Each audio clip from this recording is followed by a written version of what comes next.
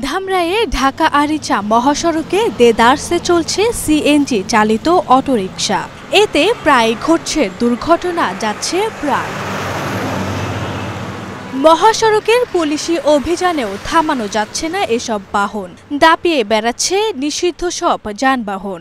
Lane নির্দিষ্ট করা থাকলেও এসব সিএনজি চালিত অটোরিকশা চলাচল করে মূল সড়কে।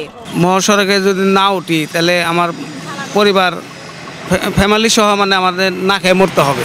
মূল রাস্তাটা ভিতর দিয়ে চালাই, এখান থেকে এটুকু পর্যন্ত চলে আর কি।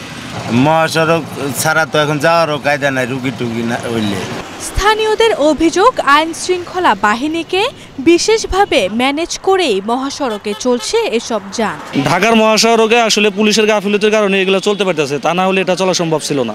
উল্টা মোড়া দেয়, অটো মোটায় আমার ঝামেলা করে আলায়। ড্রাইভিং লাইসেন্স নাই, কিভাবে চালাইতে হবে সেটা বুঝে না তোরা। রাত্রে চালায়, দিনে চালায়, একটা গাড়ি ওভারটেক করা গেলেও সাইড হয় না। ডাইনে পারলে ডাইনে বইরা দেয়, বামে পারলে বামে বইরা দেয়, কোনো ডাইনে বামে তাকায় না।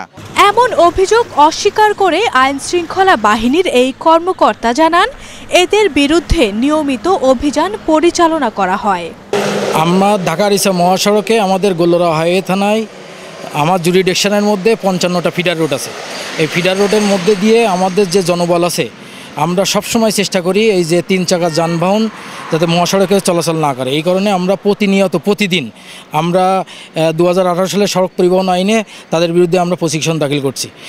সংশ্লিষ্ট কর্তৃপক্ষের কঠোর পদক্ষেপে মহাসড়কে এসব বিপজ্জনক যানবাহন চলাচল পুরোপুরি বন্ধ হবে, এমন প্রত্যাশা স্থানীয়দের। আরভি ইসলাম হিমু, এশিয়ান টেলিভিশন।